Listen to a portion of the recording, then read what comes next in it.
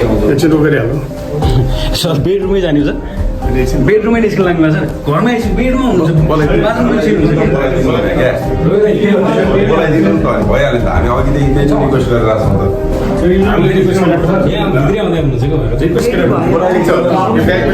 अब सँगसँगै हिँड्छौँ हामी एकजना गर्दै जान्छ तपाईँकै गाडीमा जान्छौँ भनिरहेको छौँ त हामीले तपाईँहरूको गाडीमा जान्छौँ किन के गरेर यार के कामै नमास्ति यो दुनियाँमा गयो जानलाई रेडी गरेर बसिरहेको छ प्याकिङ गरेर नदिने भने के गर्नु खोज्छ तपाईँहरूले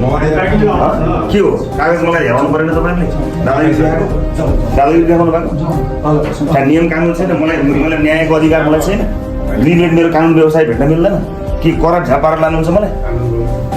कानुन बमोजिम होला मलाई कानुन चाहिँ 1 मिनट हेर्नु भेट्छ कि म कहाँ भाग्छु म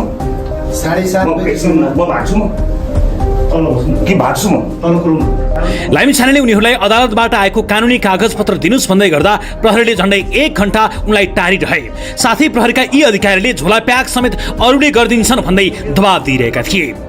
प्याकिङ गरेर दिनुहुन्न भने अरूले गर्नुहुन्छ यस्तो पनि हुन्छ मेरो प्याकिङ गरेर मेरो औषधि मेरो सामान केही सामान चिज त लानुपर्छ मैले पर्दैन त्यति के भयो चाहिँ के हो तपाईँ आदेश मान्नुहोस् न यस्तो पनि हुन्छ इलिगल आदेश नगर्नुहोस् तपाईँ मलाई इमान्दारीपूर्वक भनिसक्यो पब्लिकली भनिसकेँ मैले म गिरफ्तारी दिँदैछु आफै भनेर हेर्नुहोस् त पब्लिकली हेर्नुहोस्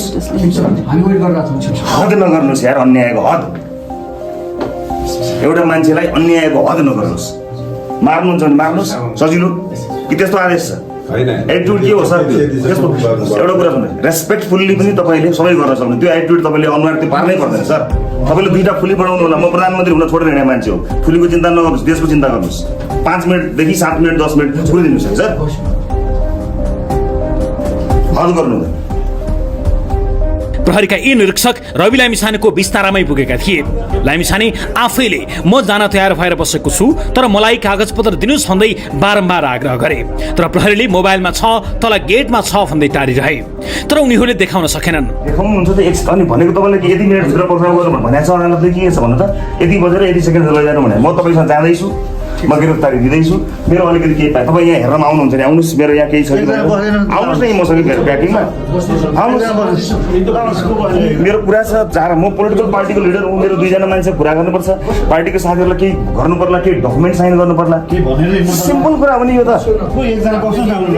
दिन लाग्नु भयो मलाई देखाउनुहोस् के कागज देखाउनु दिनुहोस् न मलाई म त रेडी भएर बसेँ प्याकिङ पनि सिधै मेरो दिनुहोस् न मलाई पेपर चाहियो नि त मलाई पेपर त मलाई चाहियो लाग्यो पेपर सही त